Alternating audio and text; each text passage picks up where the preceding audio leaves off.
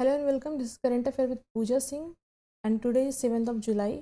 देख लेते हैं करंट अफेयर में क्या कुछ इंपॉर्टेंट है, एग्जाम पॉइंट ऑफ व्यू से डिटेल से जानेंगे, सारी चीज़ों को समझेंगे। तो पहले देखते हैं, जो पहला क्वेश्चन हमारे सामने है वो है, president of India recently accepted the credential of ambassador from which of the following countries. लेकिन थोड़ा बैकग्राउंड समझते हैं। देखिए, जो राजदूत होते हैं ना, यानी एम्बेसडर या हाई कमीशन, ठीक है, हाई कमीशन या कमिश्नर, तो जो हाई कमिश्नर होते हैं, एम्बेसडर होते हैं, या जो भी इन्वॉय होते हैं, वो अगर दूसरे देश में जाते हैं तो एक देश का राजदूत दूसरे देश में जब अपॉइंट होता है, जॉब के लिए जाता है, ड्यूटी ज्वाइन करता है, अपने देश के कहा अनुसार, अपने देश के जो उनके रूल एंड रेगुलेशंस है उसके हिसाब से जब वो जाते हैं तो उस पर्टिकुलर देश के हेड ऑफ जो स्टेट होते हैं उनको अपना परिचय देते हैं। तो अभी रिसेंटली जो 6 कंट्रीज़ हैं, 6 कंट्रीज़ के जो एम्बेसडर्स हैं, कहीं के हाई कमीशंस हैं, है ना, तो वो भारत के राष्ट्रपति, चूँकि राष्ट्रपति ही हमारे हेड ऑफ स्टेट है, उनको अपना परिचय पत्र दिए हैं। क्वेश्चन यहीं से रेज होता है। 6 कंट्रीज़ हैं, नाम जान लेंगे बाद में, लेकिन पहले ऑप्शंस देखते हैं कि कौन से ऑप्शन सही हैं। Mozambique, Mongolia, बहमास, Nepal, Bhutan, Maldives, France, Germany, Italy, UAE, Oman, Qatar. Answer first है। एक चीज़ आप समझिए, मैंने बताया एनवॉय, एम्बेसडर, हाई कमीशन, देखिए सब होते एक ही हैं, लेकिन जो कॉमनवेल्थ नेशन के मेंबर्स हैं उनके एम्बेसडर्स आपस में हाई कमिश्नर कहलाते हैं।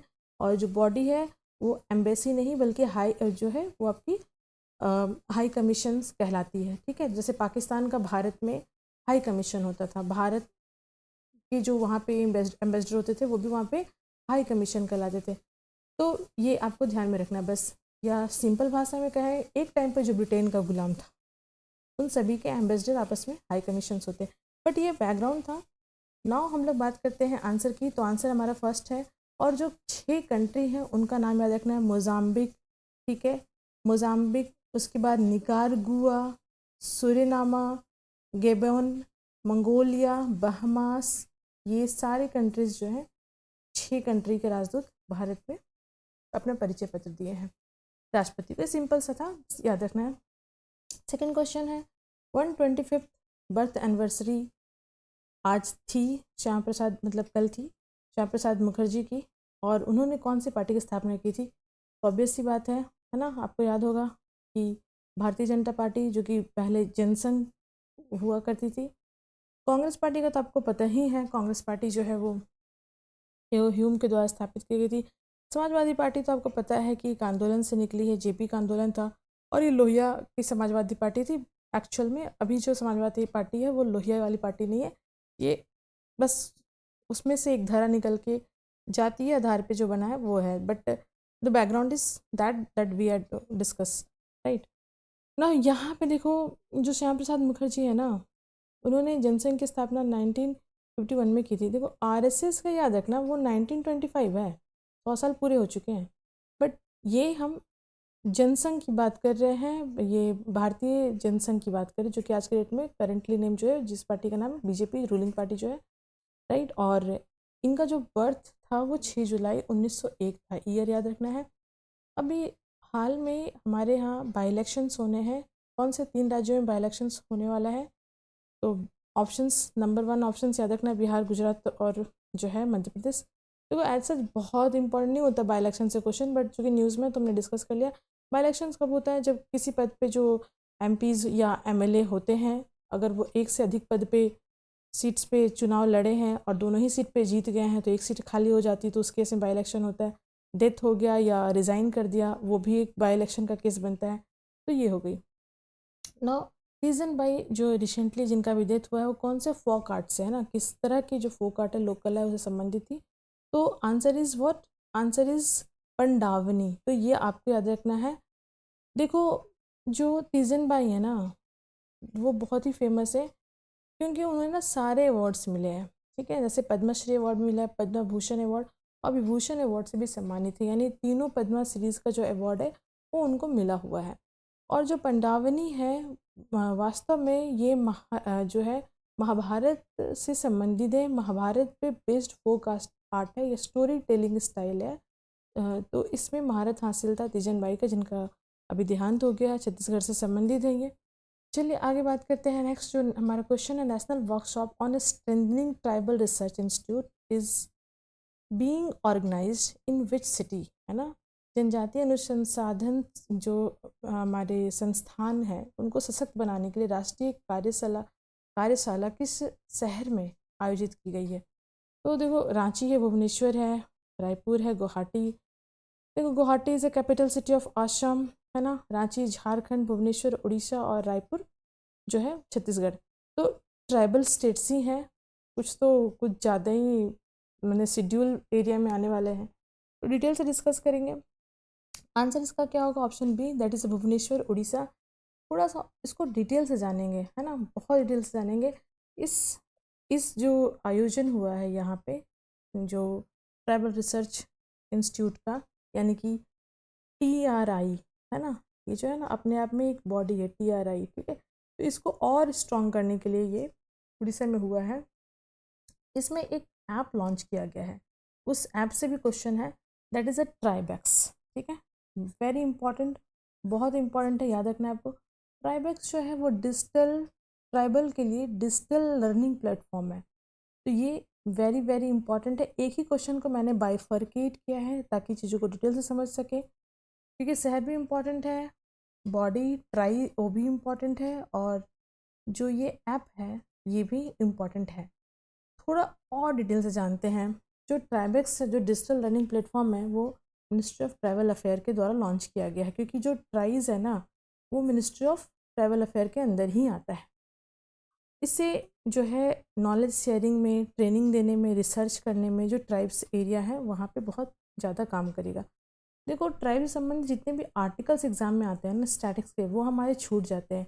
मेरा उद्देश्य क्या है? Current affair with Pooja Singh में आपको एक चीज़ यूनिक जो मिलेगी वो ये है कि हम सिर्फ करंट अफेयर नहीं डिस्कस करेंगे, बट करंट अफेयर से रिलेटेड जितने भी फैक्ट्स एंड फिगर्स हैं, as possible as within time frame I will try to discuss. अगर मैं उसे नहीं कर पाई तो नेक्स्ट डे करूँगी, और अगर नेक्स्ट डे भी नहीं कर पाई तो डेफिनेटली मैं उन सारी चीज़ों को एक्यूमुलेट करके सेपरेट वीडियो में करूँगी। बट इट मेक्स श्योर कि ये मैं करूँगी ही करूँगी, बिकॉज मेरी खुद की जर्नी ऐसी रही है जिससे मैं जानती हूँ कि एग्ज़ाम में क्वेश्चन कैसे पूछे जाते हैं और किस तरह से जो एग्ज़ाम क्रैक किया जाता है। तो जो भी मेरे वीडियो को जो देख रहे हैं, they don't know my background, और मैं बहुत ज़्यादा बता भी नहीं सकती हूँ at the time, but what you have to do guys, you have to just follow me, trust on me. और जो मेरे कंटेंट है, अगर आप इन पे विश्वास करोगे तो definitely with in a time frame बहुत कुछ होगा, और आने वाले समय में भी बहुत कुछ करने की मेरी प्लानिंग है। But it's a beginning and now we have to discuss. देखो, आर्टिकल 46 की बात करें तो आर्टिकल 46 में क्या बताता है? Promotion for educational and economic interest of SC/ST, है ना। तो जो आर्टिकल 46 है वो एजुकेशन से संबंधित है। 241A क्या कहता है? फिफ्थ शेड्यूल बहुत क्वेश्चन पूछता है, जो भी एग्ज़ाम हो यार, PCS से लेकर के UPSC ऑप्शंस में लेकर के आपके जो भी है रेलवे वाले, ग्रुप D वाले, सब में ये क्वेश्चन रहना ही है, किसी भी रूप में रहना ही है। फिर 244 का जो 2 है वो शेड्यूल 6 की बात करता है, छठी अनुसूची की बात करता है। जो 75(1) वो ग्रांट इन एड की बात करता है, यानी ट्राइबल एरिया में पैसे फंड देने की बात करता है। 330 कहता है रिजर्वेशन लोकसभा में, 332 कहता है रिजर्वेशन स्टेट के असेंबली में, 334 कहता है duration of reservation time period, 335 कहता है claim for SC/ST in public service, यानी UPSC PCS, समझ गए, इन सही परीक्षाओं में। 338A कहता है NCST national commission for schedule tribes, 339 union control over ST welfare, है ना, जो भी ST के वेलफेयर है उनका पूरी तरह से कल्याण के लिए। और 342 कहता है स्पेसिफिकेशन ऑफ शेड्यूल ट्राइब। तो शेड्यूल ट्राइब कौन होंगे, क्या परिभाषा होगी, परिभाषित करने वाला 342 है। और थोड़ा जानते हैं, एग्ज़ाम में पूछता है क्या? पेसा के बारे में, पेसा एक्ट 1996, यानी कि panchayat extension and schedule area act, ठीक है, 1996 में आया था। 5th शेड्यूल पे लागू होता है। एक और चीज़, संविधान में संशोधन किया गया था, है ना, फॉरेस्ट राइट में, और ट्राइबलों को 2006 में फॉरेस्ट राइट में बहुत सारे प्रावधान को छूट मिला है उनको, समझ गए। उसके बाद मिनिस्ट्री ऑफ ट्रैवल अफेयर, ये पहले नहीं थी, 1999 में ये बॉडी बनाई गई है। तो मिनिस्ट्री ऑफ ट्राइबल अफेयर, जिसके तहत ये करंट अफेयर हम लोग डिस्कस कर रहे हैं, जो ट्राइबेक्स लॉन्च हुआ है, मिनिस्ट्री ऑफ ट्राइबल अफेयर ने किया है। TRIs जो इसके अंदर ही आता है, ट्राइबल अफेयर मिनिस्ट्री के अंदर आता है, ये बॉडी ही 1999 में बनी है। तो समझिए कि ट्राइबल्स के लिए हमारे देश में अवेयरनेस की थी, लेकिन ऐसा नहीं है। ट्राइबल्स ने बहुत काम किए हैं, बहुत सारे हुए एंड क्राइम मचा के रखे, अंग्रेजों के नाक में दम करके रखा था, उसको भी डिस्कस करेंगे। लेकिन थोड़ा सा देख लेते हैं। यहाँ पे नेशनल कमीशन फॉर ट्राइबल हमने भी डिस्कस किया, 338A के तहत आता है। उसके बाद TRI के बारे में मैंने पहले आपको बता दिया है, इनका काम ही क्या है, रिसर्च करना, पॉलिसी बनाने में सपोर्ट करना, ट्राइबल का वेलफेयर देखना। एक सीड्स स्कीम है भारत की, वो बहुत इंपॉर्टेंट है। तो ये स्कीम है इकोनॉमी एम्पावरमेंट करने के लिए, है ना, जो डीनोटिफाइड ट्राइब्स है। अब ये डीनोटिफाइड क्या है, यही इंपॉर्टेंट है, इसको भी डिस्कस कर लेते हैं। तो यहाँ पे सीड्स में क्या होता है भैया, कंपोनेंट्स इसके अगर देखें तो एजुकेशन में, हेल्थ इंश्योरेंस में, हाउसिंग में, लाइवलीहुड में। एजुकेशन के लिए एक चीज़ ध्यान में रखना, एकलव्य स्कीम के बारे में आपने सुना होगा। तो एकलव्य जो स्कीम है वो शेड्यूल जो ट्राइबल्स बच्चे हैं उनके पढ़ने के लिए रेसिडेंशियल स्कूल है। और ये बोला गया है भारत सरकार के द्वारा कि हर डिस्ट्रिक्ट में जो ट्राइबल डिस्ट्रिक्ट्स होंगे एज पॉसिबल है वहाँ पे खोला जाएगा। DNT के बारे में बताया था मैंने, DNT, NT, SNT जो आपने वर्ड सुना होगा, तो उसके बारे में थोड़ा जान लीजिए। जो अंग्रेज है ना, उनके नाक में दम करके रखा था ट्राइबल्स ने। जब आप हिस्ट्री पढ़ोगे या जो फॉरेस्ट के बारे में, फॉरेस्ट्री के बारे में पढ़ोगे, या बहुत डिटेल से जब आप हिस्ट्री को UPSC वगैरह के लेवल के लिए तो आप पढ़ते हो, तो आपको मालूम चलता है कि अंग्रेज़ों को ट्राइबल से बहुत प्रॉब्लम थी और वो उनसे हार ही चुके थे सॉर्ट ऑफ। उनके गुरिल्ला वार, उनका हिडन जो वॉर करने का तरीका था, तो इन्होंने ट्राइबल को देखो और शूट करने का नियम बना दिया था। तो ट्राइबल को इन्होंने क्रिमिनल ट्राइब्स बना दिया था। आज़ादी के बाद हमने क्रिमिनल वर्ड घटा करके क्या कर दिया, डीनोटिफाइड कर दिया। आज के डेट में हमारे पास डीनोटिफाइड ट्राइबल्स हैं, नोमैडिक ट्राइबल्स हैं और सेमी नोमैडिक हैं, है ना। तो ऐसा तो एज सच आज के डेट में कोई नोमैडिक नहीं है। कौन घूमते रहता है और घूम घूम के जीवन बिताते रहता है ना। सब सेमी नोमैडिक ही हैं, क्योंकि हर कोई जॉब के लिए कहीं ना कहीं रिप्लेस हुआ है। तो ठीक है, ये ध्यान में रखना है। चलो नेक्स्ट क्वेश्चन हमारा है ब्रिक्स से संबंधित। जो ब्रिक्स ग्रुप की मीटिंग है वो किस शहर में हो रही है। ये ब्रिक्स ग्रुप की जो मीटिंग है ये पूरा वुमेन बेस्ड है, यानी ये ब्रिक्स वुमेन वर्किंग ग्रुप की मीटिंग है। याद में रखना है कि ब्रिक्स की ये जो मीटिंग है वुमेन वर्किंग ग्रुप की मीटिंग हुई है। और ये कहाँ हुई है, तो कोची में, याद रखना है। देखो अब ये है क्या, है ना। तो जो ब्रिक्स ग्रुप है उनमें जो महिलाएं हैं, तो महिलाओं को एम्पावर करने के लिए या जो डेवलपमेंट हो उसमें वुमेन की भागीदारी हो, तो वुमेन लीड डेवलपमेंट होना चाहिए। उसके लिए ये जो ब्रिक्स का वुमेन मीटिंग्स है, वर्क मीटिंग्स है। ब्रिक्स के members Brazil, Russia, China, India, है ना, बहुत सारे मेंबर हो गए, पहले इतने नहीं थे। South Africa, Egypt, Ethiopia, Iran, UAE, Indonesia. Detail से एक बार हमने ब्रिक्स के बारे में डिस्कस करेंगे जब हम लोग अलग अलग ग्रुप को डिस्कस करेंगे। तो अभी इस वीडियो में मैं इस चीज़ को नहीं डिस्कस करके और अन्य बात को बताती हूँ। देखो जो जो ब्रिक्स है ना, तो अब देखो ये वुमेन लीड डेवलपमेंट के लिए, एंटरप्रेन्योर के लिए, इनोवेशन के लिए, इकोनॉमी में महिलाओं का पार्टिसिपेशन के लिए ये बॉडी बनाई गई है। अच्छा, तो बहुत इंपॉर्टेंट है बिकॉज़ अगर हम बात करें, अभी रिसेंटली सुप्रीम कोर्ट का जो है जजमेंट भी आया था। जजमेंट ऐसा रिटन ऑफिशियली नहीं, बट ऐसे जो सुप्रीम कोर्ट आजकल बोल बोल के जो कमेंट में जो जजमेंट देती है ना, वो बहुत ही न्यूज़ में चलता है। तो कहीं ना कहीं इस चीज़ को नोटिस किया गया था सुप्रीम कोर्ट के द्वारा भी। और सुप्रीम कोर्ट ने भी कहा था, क्या कहा था, कि जो GDP है ना उसमें 30% योगदान भारत की महिलाओं का है। जो डोमेस्टिक घर में काम करती हैं तो उन्हें ऐसा सिंपल ना समझा जाए। अगर उनके वेतन की बात करें तो उनका वेतन भी जो है उन्होंने तय किया था, जो कि हमारे डिस्कशन का पॉइंट नहीं है। तो आगे बात करते हैं। अब देखो ये वुमेन लेड वाला डेवलपमेंट बहुत इम्पॉर्टेंट है, क्योंकि एक दो जो वुमेन है, लाइक जो अभी केस चल रहा है क्या यार, Siya and the name is what, कौन रघुवंशी थी, सोनम रघुवंशी, एक्सेप्ट इन दोनों को या ऐसे लोगों को या ब्लू ड्रम वाले लोगों को छोड़ दिया जाए, तो वुमेन डेवलपमेंट बहुत रिक्वायर्ड है, राइट। देखो प्राइम मिनिस्टर नरेंद्र मोदी ने रिसेंटली अभी कौन से देश में गए हैं, उनका विजिट कौन से देश में हुआ है, क्वेश्चन याद बनेगा, ध्यान में रखना है। इंडोनेशिया भी गए हैं, लेकिन उनका मीटिंग शेड्यूल है कौन कौन से कंट्री है, मैंने कल ही बताया था आपको। फ्रांस जा चुके हैं G7 मीटिंग के लिए, ठीक है। स्लोवाकिया उन बायलैटरल मीटिंग के लिए उनको जाना था, वो जा चुके हैं। सेसल से वो आ चुके हैं, इंडोनेशिया भी गए हैं, ऑस्ट्रेलिया उसके बाद जाना है और न्यूजीलैंड उसके बाद उनको जाना है। अभी जो हमारे एक्सटर्नल मिनिस्टर हैं, external affairs minister S Jaishankar, doctor S Jaishankar, वो कौन से देश से की विजिट से रिटर्न आए हैं, है ना, वेस्ट एशिया टूर से। तो आप ध्यान में रखिए, आंसर क्या है, बहरीन है। ओमान, कतर, कुवैत नहीं, बल्कि बहरीन।